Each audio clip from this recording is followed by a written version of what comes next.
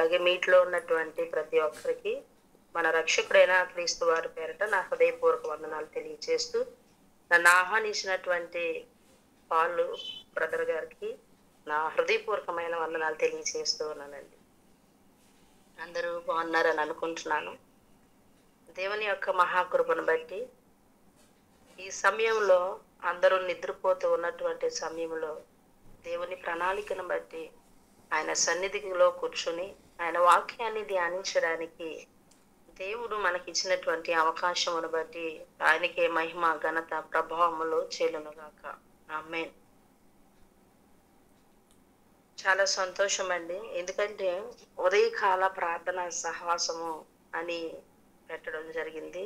నిజంగా ఉదయాన్నే లేచి ఎవరితోనూ మాట్లాడకుండా, ఎవరితోనూ వ్యర్థమైనటువంటి సంభాషణలు చేయకుండా దేవుని యొక్క వాక్యాన్ని, దేవుని యొక్క సన్నిధిలో ప్రార్థన జీవితాన్ని కలిగి ఉండడానికి ఈ యొక్క మీటిని ఏర్పాటు చేయడం చాలా సంతోషకరమైనటువంటి విషయం. దేవునితో ఆ యొక్క దినాన్ని ప్రారంభించడం అందరికీ సాధ్యమైనటువంటి పని కాదు. ఆయన చిత్తంలో ఉన్న వారికి తప్ప, ఆయన ప్రణాళికలో ఉన్న వారికి తప్ప ఇది అసాధ్యం అని చెప్పుకోవాలి. నిజంగా ఈ ఉదయకాల ప్రార్థన అన్న చూసినప్పుడు ఈరోజు చదివిన కీర్తన కూడా మొదటి వచనంలో 16వ కీర్తన మొదటి వచనంలో కూడా దేవా నీ శరణు చొచ్చి ఉన్నాను, నన్ను కాపాడుము అంటే దేవుని యొక్క సన్నిధిలో ప్రార్థనను మనం చూస్తూ ఉన్నాం. నీ శరణు చొచ్చి ఉన్నానయ్యా, నన్ను కాపాడు అని. దేవుని కాపుదల, దేవుని భద్రత లేనటువంటి జీవితాలు ఈ లోకంలో ఉన్నాయి.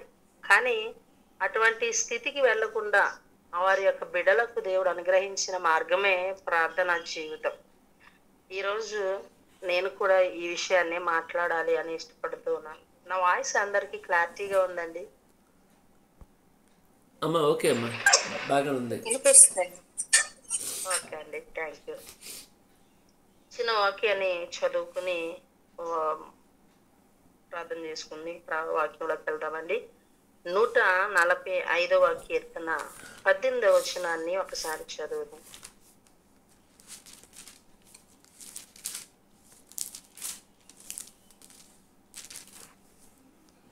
ఎవరైనా చదువుతారండి?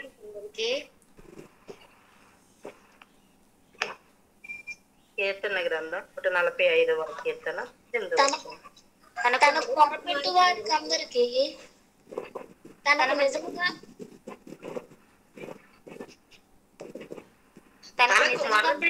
అందరికీ తనకు నిజముగా మొర్రపెట్టు వారికి అందరికీ యెహోవా సమీపముగా ఉన్నాడు. చదవనమ్మ. తన యందు భయభక్తులు గల వారి కోరిక ఆయన నెరవేర్చును, వారి మొర్ర ఆలకించి వారిని రక్షించును. చాలండి. చిన్ని ప్రార్థన. మహోన్నతుడు అయిన మా కన్న తండ్రి, మీ ఘనమైన శ్రేష్టమైన నామానికి స్తుతులు స్తోత్రములు చెల్లిస్తూ ఉన్నానయ్యా. ఈ ఉదయకాలమందు మీ మాటల ద్వారా మా బ్రతుకులను సరిచేసుకున్నటకు మీరు ఇచ్చిన భాగ్యముకై కృతజ్ఞతాస్తుతులు చెల్లిస్తూ ఈ మాటల ద్వారా మాతో మాట్లాడమని, మీట్లో ఉన్నటువంటి ప్రతి సహోదరి సహోదరునితో మాట్లాడమని, నైనా వాక్యంతోనే మమ్మల్ని బలపరుస్తూ ప్రార్థన ద్వారా మమ్మల్ని స్థిరపరుస్తూ నడిపించమని వేడుకుంటూ మహిమ ఘనత ప్రభావములు మీకు చెల్లిస్తూ క్రీస్తు వారి పేరిట ప్రార్థించి వేడుకొనుచున్నాం పరమ తండ్రి. ఆమేన్. మంచిదండి. దేవుని యొక్క వాక్యము మనకు సెలవిస్తూ ఉన్నటువంటి మాటలు కొద్ది నిమిషాలు మనం ధ్యానిస్తాం.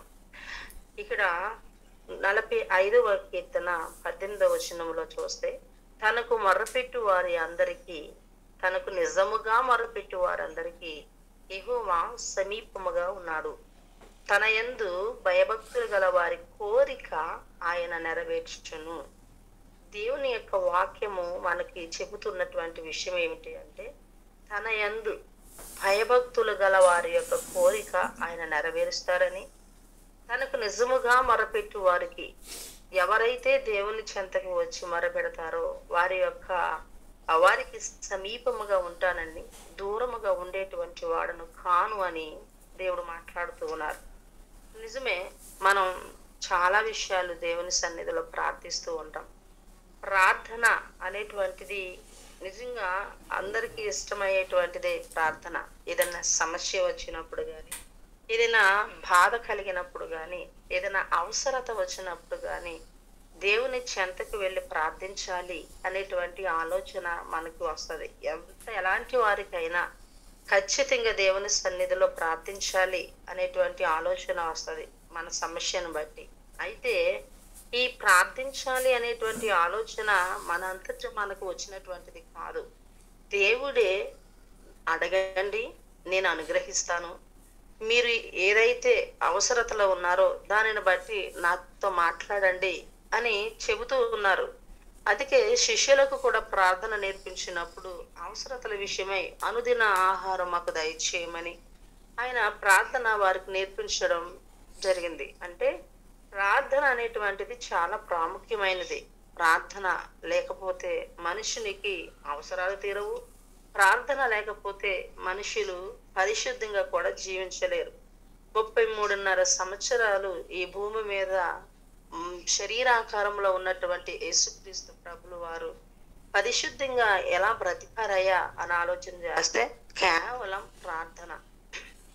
తండ్రితో మాట్లాడేటువంటి కార్యక్రమం ఆయన చేశారు కాబట్టి పరిశుద్ధంగా జీవించగలిగారు. అందుకే ప్రపంచం అంతటికి కూడా సవాలు చేసి ఆయన మాట్లాడినటువంటి మాట, నాలో పాపం ఉన్నదని ఎవరు స్థాపించగలరు అని. ప్రార్థన జీవితం ఉన్నటువంటి వ్యక్తి ఖచ్చితంగా పాపాన్ని చేయలేరు. ప్రార్థన ప్లస్ వాక్యము ఒక మనిషిని చాలా ఇదిగా నడిపిస్తుంది. ఆ వ్యక్తి జీవితంలో లోపాలు వెతకడానికి మనకి కనబడవు. అవును, దేవుని యొక్క వాక్యము చాలా పరిశుద్ధమైనది. అది 2 అంచులు కలిగినటువంటి ఖడ్గం. కేవలం ఒక ప్రార్థనే కాదు, కానీ ప్రార్థనతో పాటు మనిషి జీవితంలో ఏం కావాలి అంటే వాక్యం కావాలి. చాలా మంది ప్రార్థనా జీవితాన్ని కలిగి ఉన్నారు, ప్రార్థిస్తూ ఉన్నారు. కానీ దేవుడు చేసినటువంటి వాగ్దానం, మీకు సమీపముగా ఉంటాను, నాకు మొరపెట్టండి, మీకు మీ కోరికలను తీరుస్తాను అన్నటువంటి దేవుడు ఎందుకు మనం చేస్తూ ఉన్నటువంటి ప్రార్థనలకు సమాధానం రావట్లేదు అని చాలా మంది ఆలోచిస్తారు. అందరి ప్రార్థనలకు సమాధానము రాదండి. ఎన్నో సంవత్సరాలుగా చేస్తూ ఉన్న ప్రార్థనకు కూడా సమాధానం రాదు.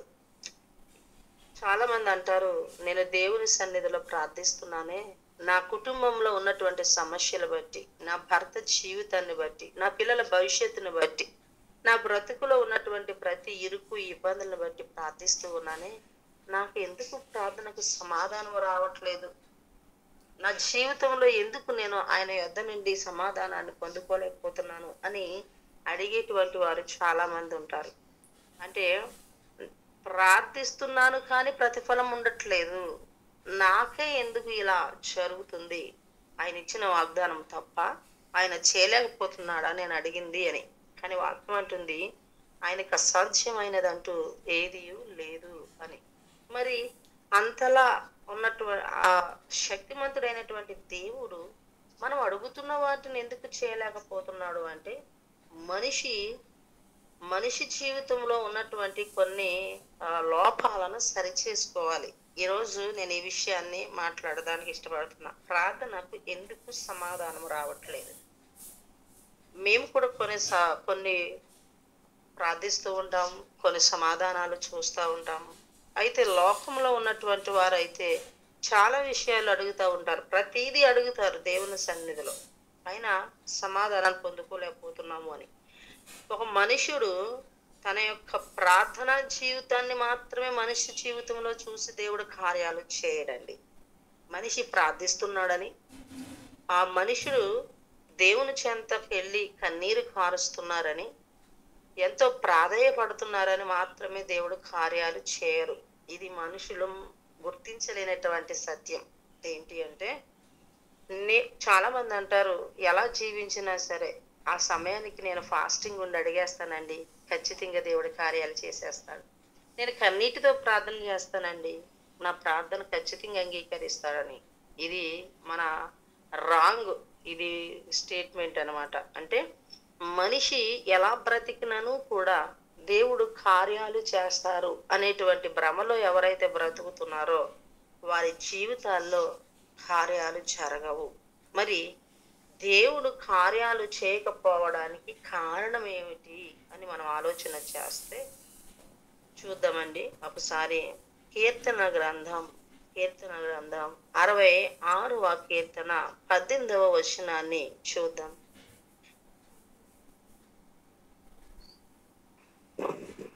నా హృదయంలో నేను పాపమును లక్ష్యం చేసిన యెడల ప్రభువు నా మనవి వినకపోవును. చాలండి, చాలు. నా హృదయంలో నేను పాపము లక్ష్యము చేసిన ఎడల ప్రభువు నా మనవి వినకపోవును అని భక్తుడు చెప్తూ ఉన్నారు. ఏంటయ్యా ఈ విషయము అని అడిగితే, నేను ప్రార్థిస్తాను, కన్నీరు కారుస్తాను, ఉపవాసం ఉంటాను, ఏదైనా చేస్తాను, కానీ నా హృదయములో నేను పాపమును లక్ష్యము చేసిన ఎడల ప్రభువు నా మనవి వినకపోవును. దేవుడు ఒక వ్యక్తి యొక్క ప్రార్థనకు, ఒక వ్యక్తి యొక్క కన్నీటికి సమాధానమును ఇవ్వట్లేదు అంటే కారణం ఏంటి అంటే వాక్యము తెలియచేస్తుంది. హృదయములో పాపము. ఈ హృదయములో ఉన్నటువంటి పాపము ఏ పక్క వ్యక్తికి కూడా తెలియదు. ఏ మనుషుడు కూడా దాన్ని కనిపెట్టలేడు. ఎవరు కూడా స్కాన్ చేయలేరు. ఏ హాస్పిటల్కి వెళ్ళి స్కానింగ్ చేయించుకున్న రోగాన్ని బయటికి తెస్తుంది తప్ప హృదయంలో ఉన్నటువంటి పాపాన్ని బయటికి తేలేరు. ఇది మరి ఎవరు దీన్ని బయటికి తీసుకొస్తారు, ఎవరు చూస్తారు అంటే దేవుడే దీన్ని చూచేటువంటి వాడు. అందుకే ఆయన పేరు హృదయ రహస్యములను ఎరిగినటువంటి దేవుడు. నా హృదయములో పాపమును నేను లక్ష్యము చేసిన ఎడల ఏ మనుషుడికి తెలియట్లేదు కదా అని నా హృదయంలో పాపమును నేను లక్ష్యము చేస్తూ ఉన్నప్పుడు ఈ దేవుడు నా మనవి ఆలకించకపోవును అంటే వినడు, నాకు సమాధానం ఇవ్వడు. ప్రార్థించేటువంటి మనుషుడు సమాధానమును పొందలేకపోవడానికి కారణం ఏంటయ్యా అని ఆలోచన స్వపరీక్ష చేసుకున్నప్పుడు ఖచ్చితంగా ఈ విషయం బయటకు వస్తుంది. అందుకే దావీదు భక్తుడు అంటారు, నేను నీ ఎదుట పాపము చేయకుండానట్లు నా కనుల ఎదుట నేను నీ వాక్యమును ఉంచుకొని ఉన్నాను అని. అంటే వాక్యము, దేవుని యొక్క వాక్యము మనల్ని ఏం చేస్తుందయ్యా అంటే నా హృదయంలో నీ వాక్యం ఉంచుకుని ఉన్నాను. ఎందుకయ్యా నా హృదయంలో వాక్యం ఉంచుకున్నాను అంటే నీ ఎదుట నేను పాపము చేయకుండా ఉండాలి అంటే ఖచ్చితంగా నా హృదయంలో పాపము లేకుండా ఉండాలి, నా హృదయంలో వాక్యం ఉండాలి అంటున్నాడు. వాక్యం ఉన్నటువంటి వ్యక్తి చేసిన ప్రార్థన అంగీకరించబడుతుంది.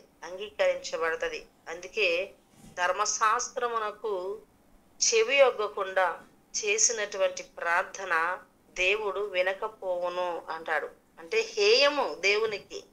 ధర్మశాస్త్రం వాక్యమును వినకుండా ఎవరైతే ప్రార్థిస్తూ ఉంటారో అది వాక్యానుసారమైన ప్రార్థన కాదు, దేవుడు వినడు.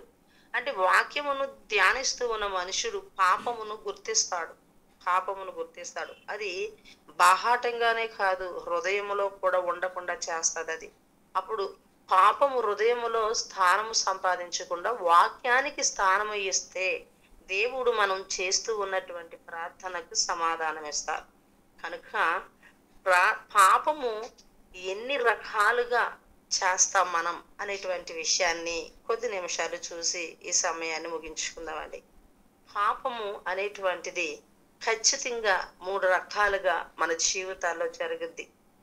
3 రకాలుగా పాప జీవితాన్ని మనుషులు కలిగి ఉంటారు. ఒకటి బాహాటంగా చేసేటువంటి పాపం. అంటే లోకమంతయు గుర్తెరిగిద్ది, మనం ఉన్నటువంటి గ్రామం అంతటికి తెలుస్తుంది మనం పాప స్థితిలో ఉన్నామని. వ్యభిచారం గాని, హత్య గాని, ఏవైనా మనం పాపపు స్థితిలో ఉన్నామని లోకమంతయు గుర్తెరుగుతుంది. అది బాహాటంగా బహిరంగముగా చేసేటువంటి పాపం. ఎవరికి భయపడకుండా తెగించి మరి చేస్తూ ఉన్న పాపమే బాహాటంగా చేసేటువంటి పాపం. దానికి దేవుడు సమాధానము ఎవరు అలా చేసేటువంటి వ్యక్తుల పాపానికి ప్రార్థనకు దేవుడు సమాధానాన్ని అనుగ్రహించారు. మరి మరొకరు ఉన్నారు, ఇద్దరి మధ్య రహస్యంగా చేస్తా ఉంటారు పాపం. 2 లేదా 3 మధ్య ఉంటది అది. ఆ పాపపు స్థితి 2 లేదా 3 మధ్య ఉన్నటువంటి పాపపు స్థితి దేవుడు వారు చేస్తున్నటువంటి ప్రార్థనకు కూడా సమాధానం అనుగ్రహించారు. 3వది హృదయములో పాపము. అంటే ఇది వ్యక్తిగతమైనటువంటిది, ఇది ఎవరికి తెలియదు. మొదటిది, మనం ఉన్న గ్రామం అంతా తెలుస్తుంది మనం పాపపు స్థితిలో ఉన్నామని. వారు చేసే ప్రార్థన దేవుడు అంగీకరించారు. 2వది, ఇద్దరి మధ్య ఉన్నటువంటి పాపపు స్థితి, అది కూడా దేవుడు అంగీకరించారు, ఆ పాపములో ఉన్న వ్యక్తుల ప్రార్థన జీవితాన్ని. 3వది వ్యక్తిగతమైనది, వారు ఎవరికి తెలియదులే అని హృదయములోనే వారు పాపమును లక్ష్యము చేస్తూ ఉంటారు. వారి ప్రార్థన కూడా దేవుడు వినరు. మరి మనం ఒకవేళ బాహాటంగా అందరికి తెలిసేలా, గ్రామమంతయు గుర్తించేలాగా పాపాన్ని చేయకపోవచ్చు. 2వ దాంట్లో ఖచ్చితంగా ఉంటాం, 2 మధ్య 3 మధ్య ఉన్నటువంటి పాపపు స్థితిలో, రహస్యం అన్నమాట అది. ఈ పాపపు స్థితిలో అయితే ఉండొచ్చు. ఒకవేళ ఇందులో కూడా లేము అంటే దేవునికి స్తోత్రం. 3వది రహస్యం, అంటే వ్యక్తిగతమైనటువంటి పాపపు స్థితి. అది మీకొక్కరికి తెలుస్తుంది, అది నాకొక్కదానికి తెలుస్తుంది నేను ఏ స్థితిలో ఉన్నాను. అంటే ఎవరికి తెలియదు కాబట్టి నేను పరిశుద్ధురాలనే, నేను పరిశుద్ధుడినే అని భ్రమపడేటువంటి స్థితి. ఈ 3 మనుషుడు ఏదో ఒక స్థితిలో ఇరుక్కుని ఉంటాడు, ఈ 3 ఉంటాడు ఖచ్చితంగా. ఇలా ఉన్నప్పుడు వారు చేసే ప్రార్థన జీవితాన్ని దేవుడు అంగీకరించాడు. ఈ 3 ఒకసారి బైబిల్లోనికి వెళ్ళి మనం చూసి ఈ సమయాన్ని ముగించుకుందామండి. ప్రార్థనకు సమాధానం రాకపోవడానికి కారణం పాపమని, ఆ పాపము మన హృదయంలో ఉంటే, రహస్యంగా మనం పాపపు స్థితి కలిగి ఉంటే దేవుడు వినడని మనం గ్రహించాం. ఆ పాపము గ్రామమంతా, ఆ యొక్క ప్రాంతం అంతా తెలిసినట్లుగా చేస్తూ ఉన్న పాపపు స్థితిలో ఉన్న ప్రార్థన కూడా చాలా మందికి మీరు గమనించండి, వారు చేసేటువంటి కార్యాలు అందరికీ తెలుస్తాయి. మరలా దేవుని సన్నిధికి, చర్చిలోనికి వెళ్ళి కన్నీరుతో ప్రార్థన చేస్తారు. మరలా ప్రార్థన అయిపోయిన తర్వాత వారు పాపపు స్థితి వారిదే. మరి ఎందుకు దేవుడు అలాంటి వారిని అంగీకరించడు? ఎందుకంటే ఆయన పరిశుద్ధుడైనటువంటి వాడు. తన బిడ్డలు కూడా పరిశుద్ధంగా ఉండాలి అని కోరుకోవడం తప్పేం కాదు. ఆయన పరిశుద్ధుడు కాబట్టి మనం కూడా పరిశుద్ధులై ఉండాలి, అది ఆయన కోరిక. చూడండి, ఆది కాండము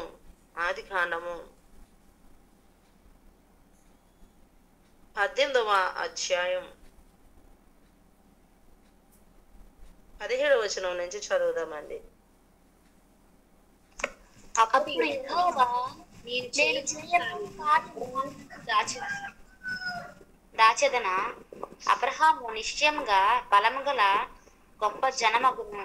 అతని మూలముగా చదువుదాం సిస్టర్. 20వ వచనం చదవండి సిస్టర్. మరియు యెహోవా సొదొమ గొమొర్రాలను గూర్చిన మొర గొప్పది గనుకను, వాటి పాపము బహుభారమైనది గనుకను, నేను దిగిపోయి నా యొద్దకు వచ్చిన ఆ మొర చొప్పుననే వారు సంపూర్ణంగా చేసిరో లేదో చూచెదను. చేయని యెడల నేను తెలుసుకుందునెను. ఓకే అండి, చాలండి సిస్టర్. ఇక్కడ దేవుడు మాట్లాడుతున్నటువంటి మాటలు ఏమిటి అంటే, సొదొమ గొమొర్రా పట్టణస్థులు వారు భయంకరమైనటువంటి పాపపు స్థితిలో ఉన్నారు. ఇది ఆ యొక్క ప్రాంతం అంతా తెలిసినటువంటి పాపపు స్థితి. అది సీక్రెట్ ఏం కాదు, కానీ వారందరూ కూడా పాపపు స్థితిలో ఉన్నారు. అందరూ అంటే ఎంతమంది పాప స్థితిలో ఉన్నారో ఒకసారి చూద్దాం. 19:4వ వచనం చూడండి. వారు పండుకొనక ముందు ఆ పట్టణస్థులు అనగా సొదొమ మనుష్యులు, బాలురును వృద్ధులను ప్రజలందరూ నలుదిక్కుల నుండి కూడి వచ్చి ఆ ఇల్లు చుట్టివేసి లోతును పిలిచి, ఈ రాత్రి నీ వద్దకు వచ్చిన మనుషులు ఎక్కడ? మేము వారిని కూడినట్లు మా యొద్దకు వారిని వెలుపలికి తీసుకొని రమ్మని అతనితో చెప్పగా. చాలండి. ఇక్కడ గ్రామం సొదొమ గొమొర్రా పట్టణానికి వచ్చినటువంటి వారిని పాడు చేయడానికి ఎవరెవరు వచ్చారయ్యా అంటే బాలురు, చిన్నపిల్లలు వచ్చారంట, వృద్ధులు, లేవలేని స్థితిలో ఉన్నటువంటి వారు వచ్చారంట, ప్రజలందరూ అంట నలుదిక్కుల నుండి కూడి వచ్చిరి. అంటే అసలు బాలురికి ఏం పని, వృద్ధులకి ఏం పని? మనం ఎక్కడైనా ఆ న్యూస్ లో గాని న్యూస్ పేపర్లో గాని చూసినప్పుడు యువకుడు అత్యాచారం చేశాడు అని ఇలాంటి విషయాలు వింటాం గాని బాలురు అత్యాచారం చేశారని, వృద్ధులు అత్యాచారం చేశారని ఎక్కడో గాని సరిగిన. అయితే ఈ పట్టణంలో ఉన్నటువంటి ఈ యొక్క సొదొమ గొమొర్రా పట్టణంలో ఉన్న ప్రజలు ఎలాంటి వారయ్యా అంటే అసలు చిన్న పిల్లలు మొదలుకొని రేపో మాపో చనిపోయేటువంటి వ్యక్తి వరకు కూడా పాపపు స్థితిలోనే ఉన్నారు. వీళ్ళందరూ చేసే పాపము సీక్రెట్ ఏమి కాదు, మొత్తం అంతటికి తెలిసినటువంటి పాపం ఇది. అక్కడ ఉన్నటువంటి ప్రాంతం అంతా తెలిసినటువంటి పాపపు స్థితిలో ఉన్నారు వీళ్ళు గురించి దేవుడు అబ్రహాము గారితో అంటున్నారు. అబ్రహాంతో నేను దాచేదైనా ఏదైనా చేసినప్పుడు నేను దాయను, అతను నా స్నేహితుడు అని దేవుడు అబ్రహాముతో, అబ్రహాం ఇక్కడ ఉన్నటువంటి ప్రజల స్థితి ఇలా ఉంది, నేను వీరందరినీ కూడా నేను నాశనం చేయబోతున్నాను అని చెప్పినప్పుడు అబ్రహాము గారు ఫోన్లే ప్రభువా నాశనం చేసే వాళ్ళందరూ బాహాటంగా పాపాలు చేస్తున్నారు, అలా దుర్మార్గమైనటువంటి స్థితిలో ఉన్నారు, నాశనం చేసి అని చెప్పలేదండి. ఆయన మొర్ర పెట్టడం ప్రారంభించాడు. చూడండి 23వ వచనం, 18-23వ వచనాన్ని చదువుదాం. అబ్రహాము సమీపించి ఇట్లా నేను దుష్టులతో కూడా నీతిమంతులను నాశనం చేయుదువా? ఆ పట్టణంలో ఒకవేళ 50 నీతిమంతులు ఉండిన ఎడల దానిలోనున్న 50 నీతిమంతులు నిమిత్తము ఆ పట్టణస్థులను ఆ స్థలమును నాశనము చేయక కాయవా అని అడుగుతున్నాడు. అంటే ప్రార్థిస్తున్నాడు, మొర్ర పెడుతున్నాడు, విజ్ఞాపన చేస్తున్నాడు అనమాట. ప్రభా అక్కడ ఉన్నటువంటి పాపులే వారందరూ అందరికి తెలిసే రీతిగానే పాపం చేస్తున్నారు. అయితే ఒక మనవి, అక్కడ ఆ ప్రజలందరిని బట్టి కనీసం ఒక 50 మంది నీతిమంతులు ఉంటే వారిని క్షమిస్తావని విజ్ఞాపన చేస్తున్నాడు. చూడు ప్రభువా 50 మందిని బట్టి మొత్తం అందరినీ క్షమించయ్యా అని విజ్ఞాపన చేస్తున్నాడు. అంటే అక్కడ 50 మంది కూడా లేరా అంటే అబ్రహాం గారికి డౌట్ వచ్చింది, 50 మంది కూడా నీతిమంతులు ఉండరేమో అని. 28వ వచనంలో 45 మంది ఉంటే వారిని క్షమిస్తావా ప్రభువా? మరలా 29వ వచనంలో 40 మంది ఉంటే, 30 మంది ఉంటే, 20 మంది ఉంటే, కనీసం 10 మంది ఉన్న వారిని రక్షిస్తావా ప్రభువా అని అడుగుతున్నాడు. ఎలా అడుగుతున్నాడు అంటే బ్రతిమలాడుతున్నాడు, తెగించి అడుగుతున్నాడని ఉంది ఇక్కడ. అబ్రహాము గారు ఇదిగో ధూళియు బూడిదనై ఉన్న నేను ప్రభువుతో తెగించుచున్నాను అని అడుగుతున్నాడు. 50 మంది దగ్గర ప్రారంభించి 10 మంది వరకు వచ్చిన అక్కడ ఒక్క నీతిమంతుడు కూడా లేడు. ఉన్నది లోతు, తన కుటుంబం ఉంది. అయితే వారిని తప్పించి మిగతా వారిలో ఒక్క నీతిమంతుడు కూడా లేడు. అందుకే 10 మంది కూడా లేరు. అబ్రహాం గారికి డౌట్ వస్తుంది. ఈ ప్రార్థన వారు అందరికీ తెలిసేలా బాహాటంగా వారు చేస్తూ ఉన్న పాపమును బట్టి ఆ పట్టణాన్ని దేవుడు కాపాడలేకపోయాడు. ఎందుకంటే ఈ ప్రార్థన వినకపోయాడు దేవుడు. ఎందుకు వినలేదు అంటే ఇది అందరి దృష్టిలో ఉన్నటువంటి పాపము. ఈ పాపమును బట్టి ప్రార్థించిన, విజ్ఞాపన చేసిన ప్రార్థనకు సమాధానము రాదు. మనం అనుకుంటాం నేను మా ఊర్లో అందరికీ తెలుసు తప్పు చేస్తున్నానని. అయితే ఏమైంది, వెళ్ళి దేవుని సన్నిధికి వెళ్ళి సండే వెళ్ళి ప్రార్థన చేసేద్దాం ఆయనే వింటాడు అనేటువంటి ఒక భ్రమలో మనిషి బ్రతుకుతాడు. ఒక భ్రమలో దేవుడు అంగీకరించడండి. అలాంటి ప్రార్థనకు సమాధానం ఇవ్వడు, దేవుడు అంగీకరించరు. ఎందుకు అంగీకరించడు అంటే యథార్థవంతులకు ఆయన ఏ మేలు చేయక మానడు అని వాక్యం అంటుంది. అంటే మనుషుడు యథార్థత కలిగి ప్రార్థించాలి. పాపమును లక్ష్యము చేయవాడై ఉండకూడదు. పాపమును హృదయములో లక్ష్యము చేయవాడై ఉండకూడదు. పాపములో వాక్యమును లక్ష్యము చేయవాడై ఉండాలి తప్ప పాపమును కాదు. ఇది మొదటి స్థితి. గ్రామమంతయు మనమున్న ప్రాంతమంతయు ఇతడు పాపపు స్థితిలో ఉంది, ఇతడు ఉన్నాడు అని తెలిసినప్పుడు కూడా మనం చేస్తూ ఉన్నామే ఒక గుడ్డితనముతో, ఆ ప్రార్థన దేవుడు అంగీకరించడు. ఈ స్థితిలో కొంతమంది ఉంటారండి, అందరూ ఉండకపోవచ్చు కానీ కొంతమంది ఖచ్చితంగా ఉంటారు. మరొక స్థితిని చూద్దాము, ఒక ఇద్దరి మధ్య ఉన్నటువంటి పాపపు స్థితి. ఇందులో ఖచ్చితంగా ఆల్మోస్ట్ చాలా మంది ఉంటారు. ఎందుకంటే ఒక ఇద్దరికి ఎవరికి చెప్పకే సీక్రెట్ అని చెప్తారు, ఎవరికి చెప్పక మన ఇద్దరి మధ్య ఉండాలి అని. మన ఇద్దరి మధ్య ఉండదండి, అది దేవుడు చూస్తున్నాడు అనేటువంటి గ్రహింపు లేక వీరిద్దరి మధ్యనే ఉంది అనేటువంటి భ్రమలో ఉంటారు. ఇద్దరి మధ్య ఉన్న పాపంను చూసిన దేవుడు కూడా ప్రార్థన ఆలకించాడు. చూద్దాం ఒకసారి రెండవ సమూయేలు గ్రంథం 11వ అధ్యాయం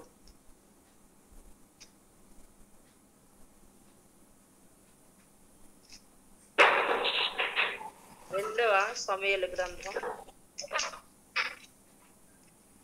ఒక నిమిషం అండి 2వ సమూయేలు గ్రంథం 12వ అధ్యాయం 16 నుంచి చదువుదామండి. యెహోవా ఉరియా భార్య దావీదునకు కనిన బిడ్డను ఎత్తునందున అది బహు జబ్బు పడెను. దావీదు ఉపవాసముండి లోపలికి పోయి రాత్రంతయు నేలపడి ఉండి బిడ్డ కొరకు దేవుని బతిమాలగా ఇంటిలో ఎన్నిక అయిన వారు లేచి అతన్ని నేల నుండి లేవనెత్తుటకు వచ్చిరి. కానీ అతడు సమ్మతింపగా వారితో కూడా భోజనము చేయకయుండెను. థ్యాంక్ యూ అండి. ఇక్కడ దావీదు గారు కనబడుతున్నారు, దేవుని హృదయానుసారుడైనటువంటి దావీదు గారు కనబడుతున్నారు. ఈయన ఒక తప్పును చేశాడు, ఒక పాపమును చేశాడు. ఏమిటి ఆ పాపము అంటే, ఉరియా భార్య అయినటువంటి బత్షెబతో పాపమును చేశాడు. ఈయన ఆమెను చూసి ఆమెను ఇంటికి పిలిపించుకుని ఆమెతో పాపము చేశాడు.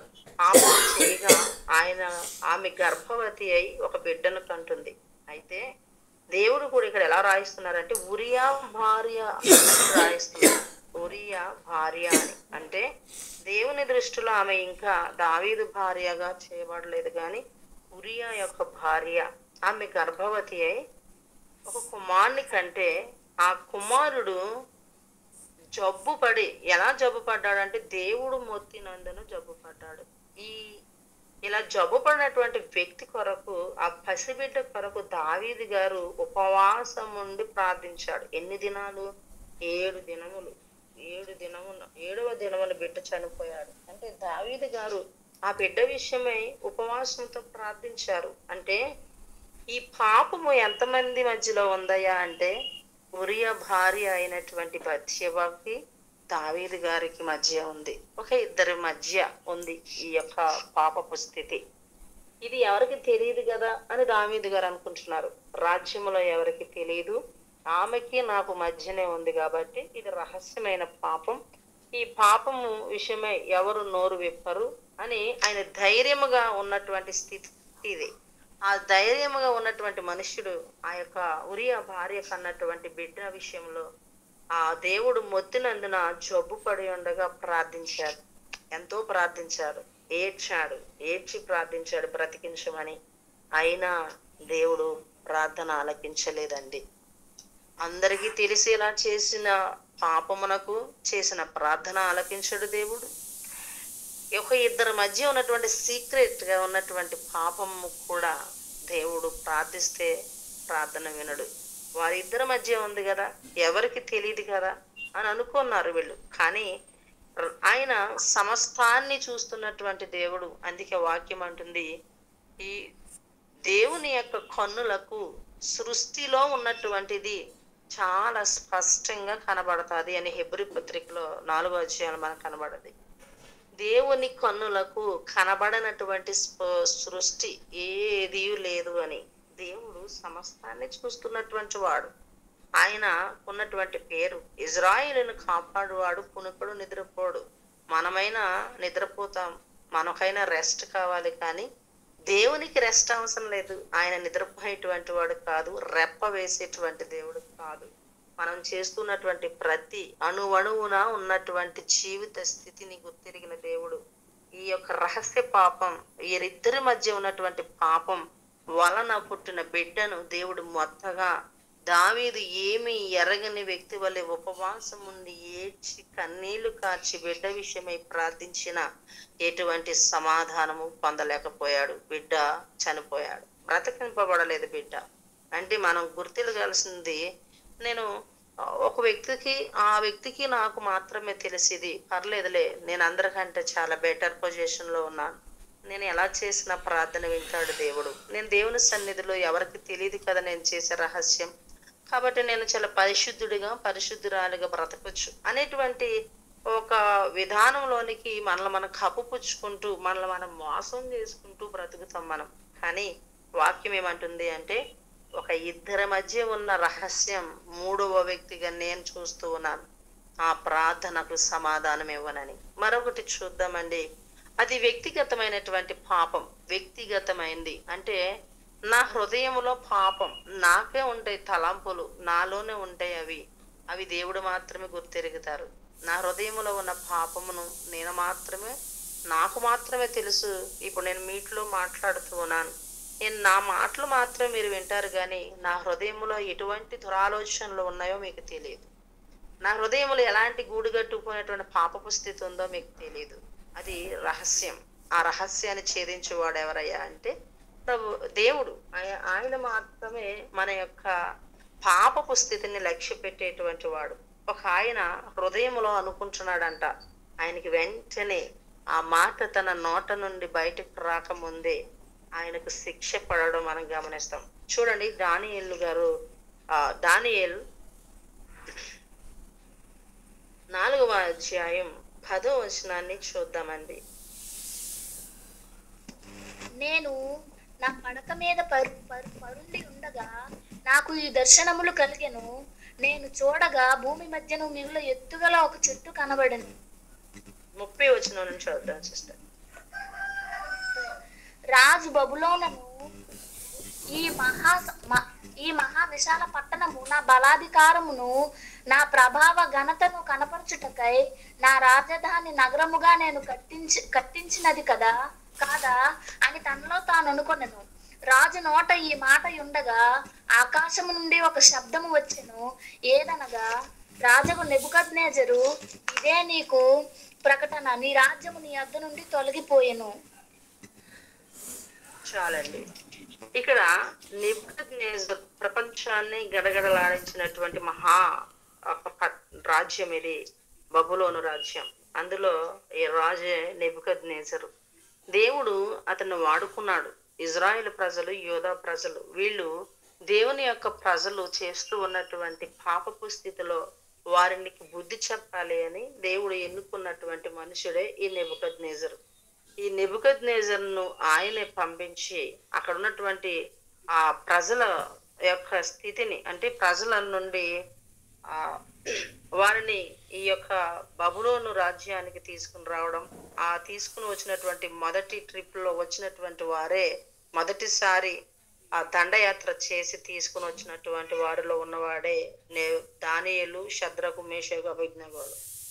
వీరు ఈ యొక్క రాజ్యంలోనికి, బబులోను రాజ్యంలో తీసుకురాబడ్డారు. అంటే మొత్తం ఆ యెరూషలేము పట్టణం అంతటి నాశనం చేసిన వాడు ఎవరయ్యా అంటే నెబుకద్నెజరు. ఇతనికి ఆ ఆధిక్యత ఎవరిచ్చారు, ఎవరు వాడుకున్నారు అంటే దేవుడే వాడుకున్నాడు. అందుకే అంటాడు, దేవుడే సాక్ష్యం ఇస్తున్నాడు, నేను నెబుకద్నెజరును రేపుచున్నాను, అతడు నా సేవకుడు, నా మాట వింటాడు అని యెషయా గ్రంథంలో మనం చూస్తాం. అంటే దేవుడు ఒక క్రూరమైనటువంటి వ్యక్తిని లేపి యెరూషలేము మీదకి దాడి చేయడానికి పంపించినట్లుగా మనం చూస్తాం. అది ఆ స్థితి ఇచ్చింది ఎవరు అంటే దేవుని ప్రజలకు బుద్ధి చెప్పడానికి ఆయన వాడుకున్నాడు. కానీ ఇక్కడ ఈ యొక్క రాజు ఏమనుకుంటున్నాడు అంటే, చూద్దాం 30వ వచనంలో ఇతను అనుకుంటున్నాడు, ఈ ఘనత, ఈ రాజు బబులోనును ఈ మహా విశాల పట్టణమును నా బలాధికారమును నా ప్రభావ ఘనతను కనుపరచుటకై నా రాజధాని నగరముగా నేను కట్టించినది కదా అని తనలో అనుకొనను. ఇతను గర్వపడుతున్నాడు. ఇది రాజ్యమంతయు కూడా నేనే కదా కట్టించుకున్నాను, ఇంత స్థితి వచ్చింది నా వల్లే కదా, అన్ని దేశాల మీద విజయాన్ని సాధించుకుంటూ వస్తున్నాను, ఈ ఘనత అంతే నాదే కదా అని అనుకుంటూ ఉన్నాడు. అనుకుంటూ ఉండగానే రాజు నోట ఈ మాట ఉండగా ఆకాశము నుండి ఒక శబ్దము వచ్చెను. ఇతను దేవుడు నన్ను పంపించాడన్న ఆలోచన తనకి లేకుండా, తన ఘనత కొరకు తనంతట తానే చేశానని ఎక్కడ అనుకున్నాడు? ఒక 10 మందితో పంచుకున్నాడా, లేకపోతే ఒక ఇద్దరితో పంచుకున్నాడు అంటే లేదండి. తన మనసులోనే తను అనుకుంటున్నాడు. తను ఆ యొక్క ఆలోచన తలపోసుకుంటూ ఉండగానే దేవుని యొక్క ఆ మాట తన నోట నుండి బయటికి రాక మునిపే ఆకాశము నుండి ఒక శబ్దము వచ్చింది. ఏమని వచ్చిందంటే, నీ రాజ్యము నీ యొద్ద నుండి తొలగిపోయాను, నీకు అప్పగించింది నేనే కదా, నేనన్న ఆలోచన నీకు లేదు, నీ అంతట నీవు సంపాదించావు అని నీ హృదయములో గర్వపడుతున్నావే, ఆ గర్వమును బట్టి రాజ్యమును నీ చేతిలోని తీసేస్తున్నాను. నీవు ఏం చేస్తావు? నీ మనుషులందరూ కలిసి నేను తరిమెదరు, నీవు అడవి జంతువుల మధ్య నివాసం ఉంటావు, గడ్డి మేస్తావు, మంచుకు తడుస్తూ బ్రతుకుతావు అని దేవుడు చెప్పడం జరిగింది. అంటే హృదయములో అనుకున్నటువంటి పాపమును కూడా దేవుడు లక్ష్యము చేస్తాడు. దేవునికి విరుద్ధంగా మాట్లాడేటువంటి మనం ఖచ్చితంగా ఈ యొక్క కోవకు చెందిన వారం అవుతామండి. మనం కట్టిన గృహాన్ని చూసి నాకు కష్టం అంటాం, మనం సంపాదించినటువంటి ధనాన్ని చూసి, లేదా ఒక ఉద్యోగమును, లేదా ఒక వివాహ వ్యవస్థను, మనం కన్నటువంటి బిడ్డలను చూసి ఇదంతా కూడా నా కష్టం, ఇది నా జ్ఞానం, ఇది నా వలన కలిగినదని మనసులో గర్విస్తూ ఉంటాం. ఆ గర్వాన్ని కూడా చూసినటువంటి దేవుడు ఆ వ్యక్తి చేసిన ప్రార్థనకు సమాధానమును ఇవ్వడు. ఆపదలో వారికి దూరముగా ఉంటాడంట. ఆపద వచ్చినప్పుడు ప్రార్థిస్తే నవ్వుతాను అంటున్నాడు సామెతల గ్రంథంలో. అంటే దేవుడు వాడిని పట్టించుకోడు. ఎందుకు పట్టించుకోడు అంటే పాపపు స్థితి హృదయంలో ఏలుబాటు చేస్తూ ఉంది. పాపపు స్థితి ఎలా ఏలుబాటు చేస్తుంది? ఇది నా కష్టము ద్వారా వచ్చింది, ఇది నేను సంపాదించడము ద్వారా, ఇది నా జ్ఞానం, ఇది నా యొక్క ఆలోచన, నా కృషి అని మనుషుడు విర్రవీగేటువంటి స్థితిలో ఉంటాడు. కాబట్టి తన యొక్క పాపపు స్థితిని గుర్తెరిగిన దేవుడు వారు ఎంత ఇదిగా ప్రార్థన చేసినా ప్రార్థన వినడు. ఈ నెబుకద్నెజరు కూడా తన హృదయంలో అనుకున్నాడు. ఆ ప్రార్థన ఆ యొక్క స్థితిని దేవుడు మార్చేసి అతడు ఒక పశువు వలె గడ్డి మేయినట్లుగా మార్చాడు. తర్వాత అతడు మరలా మానవ బుద్ధి కలిగి ప్రార్థన చేసినప్పుడు తన రాజ్యమును తనకు అనుగ్రహించడం జరిగింది. 34వ వచనం, ఆ కాలము గడిచిన పిమ్మట నెబుకద్నెజరు నేను మరలా మానవ బుద్ధి గలవాడనై నా కండ్లు ఆకాశము తట్టు ఎత్తి చిరంజీవియు సర్వోన్నతుడగు దేవునికి స్తోత్రము చేసి ఘనపరిచి స్తుతించి తిని. చూడండి, అతడు ఇప్పుడు మంచిగా ప్రార్థిస్తున్నాడు. దేవుడు గొప్పవాడని, ఆయన ఆకాశం అందున్నాడని, ఈయన భూమి మీద ఉన్నాడని, ఆయన గర్వపు స్థితిని పక్కన పెట్టి దేవుణ్ణి ఘనపరచడం, స్తుతించడం ప్రారంభించాడు. ఈ ప్రార్థన దేవుడైనాడు.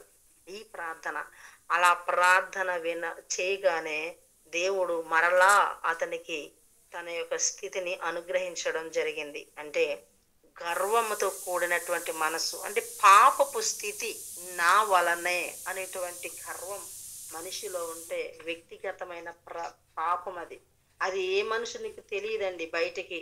ఆ మనిషి హృదయంలో ఏలుబాటు చేస్తూ అతన్ని తన స్థితిని మార్చేస్తూ తను ఎవరిలో కలవకుండా నేను కాబట్టి ఇంత గొప్ప ఘనతను సంపాదించానని అతడు అనుకుంటూ తన బ్రతుకును బ్రతికేస్తూ ఉంటాడు. అది దేవుడు అంగీకరించేటువంటి స్థితి కాదు. వాక్యం అంటుంది, దేవుడు ఒక వ్యక్తికి ఆ స్థితి ఇవ్వకపోతే ఏ మనుషుడు కూడా పొందలేడని. మనిషి ఆ యొక్క స్థితిని పొందుకున్నప్పుడు ఏం చేస్తాడు అంటే నాకన్నా గొప్పవారు ఎవరు లేరని, నేనే దీనిని సంపాదించానని ఒక విధమైనటువంటి ఆలోచనలోకి అతను వెళ్ళిపోతాడు. దాని ద్వారా దేవుడు వారు చేస్తూ ఉన్న ప్రార్థన అంగీకరించాడు. వాక్యం ఏమంటుంది అంటే ఒక మనిషికి దేవుడు ఆ స్థితిని ఇచ్చాడు. అంటే యెహోవా ఆశీర్వాదము అతనికి ఐశ్వర్యం ఇచ్చును, మానవుని యొక్క కష్టము అది రెట్టింపు చేయలేదు అని. అంటే దేవుని యొక్క ఆశీర్వాదమే ఐశ్వర్యాన్ని ఇస్తుందంట తప్ప ఆ మనుషుడు కష్టపడడం ద్వారా అది అధికముగా రెట్టింపుగా మార్చుకోలేడు అని వాక్యం అంటుంది. దీన్ని బట్టి మనకు అర్థమయ్యేది ఏంటంటే దేవుడు ఐశ్వర్యముని ఇవ్వాలి, దేవుడు ఘనతనివ్వాలి, దేవుడే సమస్తమును మనకి ఇవ్వాలి తప్ప మనంతట మనము దేనిని సమకూర్చలేము, మనంతట మనము దేనిని కూడా సంపాదించలేము. అంటే దేవుని అనుగ్రహం పొందాలి. మనం ప్రార్థించిన వెంటనే ప్రతిఫలం రావడానికి కారణాలు ఏంటి? మన హృదయంలో పాపం ఉండకూడదు. అప్పుడు ఖచ్చితంగా దేవుడు తన యొక్క మాట చొప్పున మనకి సమాధానం ఇస్తాడు. ఒక మాటను చూద్దామండి, ఒక మాటను చూసి మనం ముగించుకున్న టైం అవుతుంది. చూద్దాం. ఇర్మియా గ్రంథం 5వ అధ్యాయం 25వ వచనాన్ని చూద్దాం. మీ దోషములు వాటి క్రమమును తప్పించెను, మీకు మేలు కలుగుకుండుట మీ పాపములే కారణం. మీ దోషములు వాటిని క్రమము తప్పించెను, మీకు మేలు కలగకుండా ఉండడానికి కారణం ఏంటయ్యా అంటే మీ పాపములే కారణం అంటున్నాడు. మీరు అందరికీ తెలిసేలా చేస్తారా, లేకపోతే ఇద్దరి మధ్య సీక్రెట్ గా చేస్తారా, లేక హృదయంలో గర్వపడుతూ పాపాన్ని లక్ష్యం చేస్తారా? ఏది చేసినా పాపమే. దాన్ని హృదయంలో ఉంటే దేవుడు మనకి మేలు కలుగకుండా చేస్తాడంట. అదే అంటున్నాడు, మీరు మేలు కలుగకుండా ఉండడానికి కారణం ఏంటో తెలుసా? మీ పాపములే కారణం. అది ఏ రీతిగా ఉన్నా సరే, ఎలాంటి పాపమైనా, మీ యొక్క ఆలోచనలో పుట్టిన పాపమైనా, మీరు చేసే పాపమునకు దేవుడు సమాధానమును అనుగ్రహించాడు అంటున్నాడు. మరి ఎవరి ప్రార్థన ఆలకిస్తాడయ్యా? దేవుడు ఆయనే కదా అడగమన్నాడు, ఆయనే కదా ప్రార్థించమని చెప్పారు. మనం ఏమని అడుగుతామన్నామా? ఆయన చెప్పాడు కదా, నన్ను అడగండి నేను ఇస్తాను, నన్ను అడగండి నేను అనుగ్రహిస్తాను అన్నాడు కదా. మరి ఎందుకు ఆలకించడు అంటే చూసాం పాపం స్థితి అని. మరి ఎలాంటి వారి ప్రార్థన ఆలకిస్తాడు అంటే చివరి వచనముగా చూసి మనం ముగించుకుందామండి. 1 పేతురు పత్రిక 3:12. 1 పేతురు పత్రిక 3వ అధ్యాయం 12వ వచనాన్ని చూద్దాం. ప్రభువు కన్నులు నీతిమంతుల మీదను ఆయన చెవులు వారి ప్రార్థనల వైపునను ఉన్నవి, గాని ప్రభువు ముఖము కీడు చేయి వారికి విరోధముగా ఉన్నది. ప్రభువు కన్నులు నీతిమంతుల మీదను ఆయన చెవులు వారి ప్రార్థనల వైపును ఉన్నవి. మరి ఎవరి ప్రార్థన వింటాడు అంటే గ్రంథమే మనకి సాక్ష్యం ఇస్తుంది. ఆయన కన్నులు నీతిమంతుల మీద ఉన్నాయి, ఆయన చెవులు వారి ప్రార్థనల వైపు ఉన్నాయి. వారి ప్రార్థనలు, నీతి కలిగిన వారి యొక్క ప్రార్థనలు దేవుడు వింటాడు. నీతి జీవితాన్ని కలిగినటువంటి మనిషి యొక్క ప్రార్థన దేవుడు వింటారు అని ఖచ్చితంగా మనం గ్రహించాలి. ఈ ఉదయకాల ప్రార్థన సహవాసం దేవుడు మనకు అనుగ్రహించినటువంటి ఒక వరం అనుకోవాలి. ఈ ప్రార్థన జీవితాన్ని కలిగి ఉండాలి అంటే ఉదయాన్నే మనం ఎవరితోనూ సంభాషించకుండా దేవునితోనే మాట్లాడుతూ వాక్యాన్ని వింటూ మన జీవితంలో ఆశీర్వాదాలను పొందుకోవాలి అంటే ఆయన అంటున్న మాట, మీరు నీతిమంతులై ఉండి ప్రార్థించాలి. మీ హృదయంలో పాపమును లక్ష్యము చేయకూడదు. దానిని వలన, పాపమును లక్ష్యము చేయటం వలన మీకు మేలు కలగకుండా అయిపోతుంది. మీకు మేలు కలగకుండా ఉండడానికి కారణం మీ పాపాలే, మీ పాపపు స్థితే. అటువంటి స్థితిని విడిచిపెట్టి మీరు ఎలా ఉండాలి అంటే నీతిమంతుల వలె ఉండాలి. నీతిమంతులుగా ఉంటే నా చెవులు వారి ప్రార్థన వైపు, నా కన్నులు వారి వైపు ఉంచి నేను లక్ష్యము చేస్తాను అని దేవుడు ఇట్టి కృపను మనకు అనుగ్రహించాలి అని, మన నీతిని కలిగి ప్రార్థించాలి అని మనం ఆశపడదాం. ఎందుకంటే దేవునికి కావలసిన వారు పరిశుద్ధత కలిగిన పిల్లలు. ఆయన పరిశుద్ధుడు కాబట్టి తన బిడ్డలు పరిశుద్ధులుగా ఉండాలి అని కోరుకోవడంలో ఎటువంటి తప్పు లేదు. దేవునికి ఇష్టమైనటువంటి బిడలమైతే, దేవుని బిడలమే మనం నిజమైన దేవుని బిడలమైతే పరిశుద్ధత కలిగి ఉందాం. దేవుడు అట్టి కృప ఈ మీట్లో ఉన్నటువంటి మనందరికీ నాకును అనుగ్రహించి నడిపించునుగాక. ఆమేన్. ప్రభు నామానికి మహిమ కలుగును గాక. ఇంతవరకు చాలా మంచి సంగతులు, అమూల్యమైన సంగతులు, అవసరమైన సంగతులు మనం అందరం నేర్చుకున్నాం.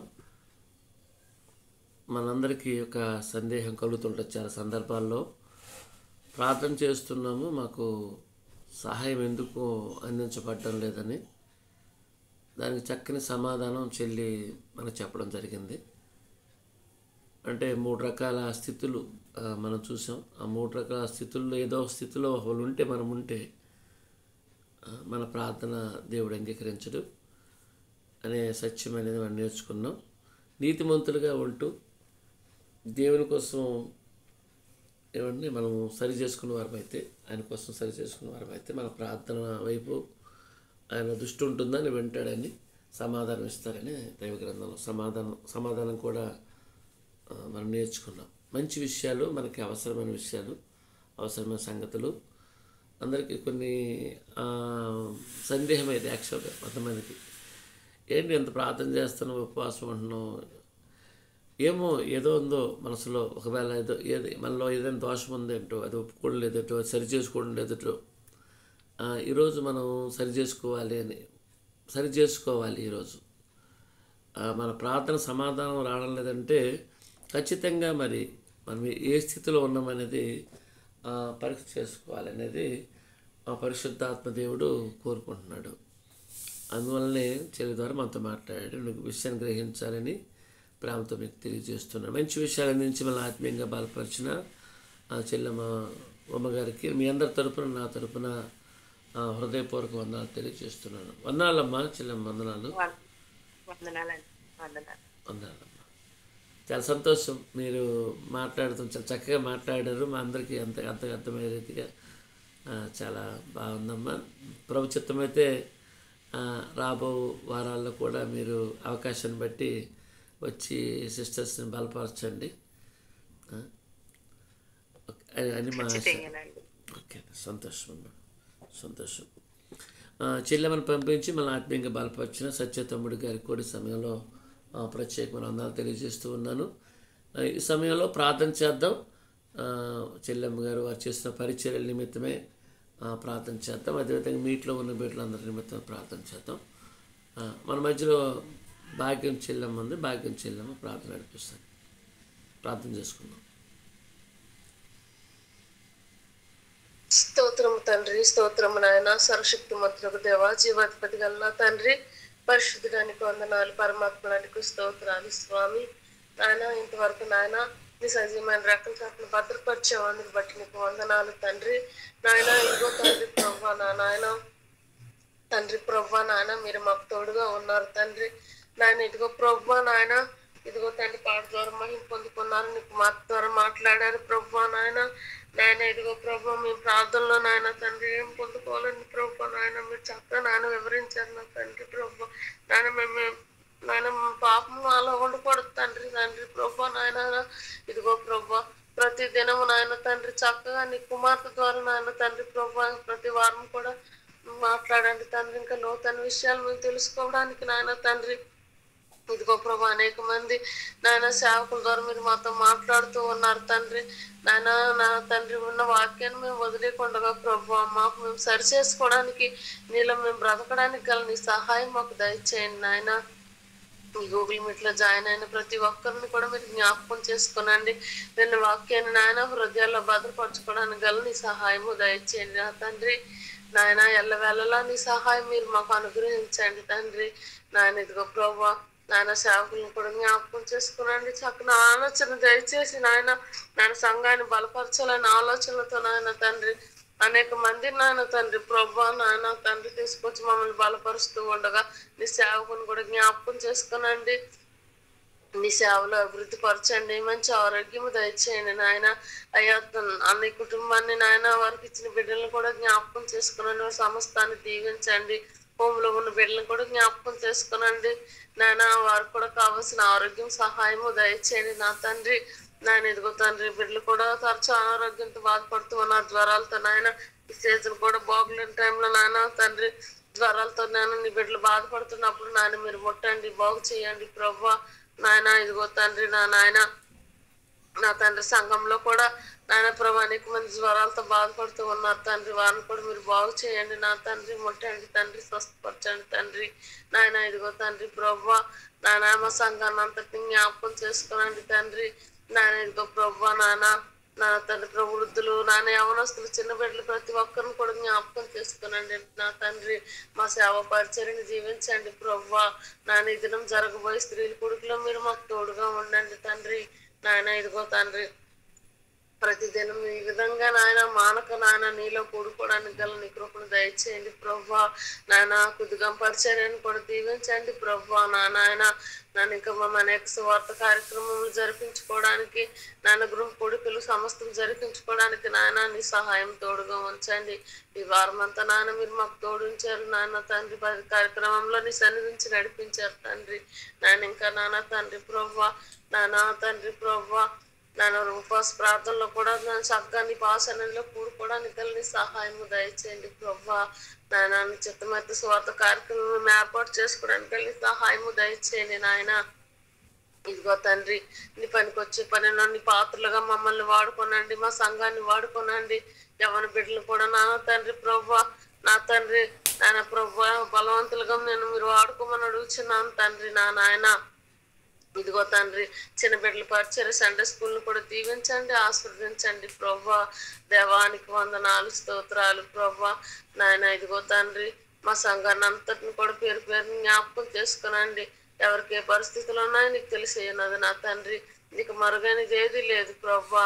నాన్న తండ్రి ప్రభా వాళ్ళకి నాన్న సిస్టర్ గారిని నాన్న తండ్రి ప్రభా, నాన్న సత్య అమ్మ గారిని నన్ను దీవించండి, వారి కుటుంబాన్ని దీవించండి, వారి పరిచర్యను కూడా దీవించండి నాన్న. ఇదిగో తండ్రి ప్రభా, నాయన తండ్రి ప్రభా ఇంకా నాయన ఇందులో ఉన్న సేవకుల్ని నాయన ప్రతి ఒక్కరిని కూడా జ్ఞాపకం చేసుకోనండి.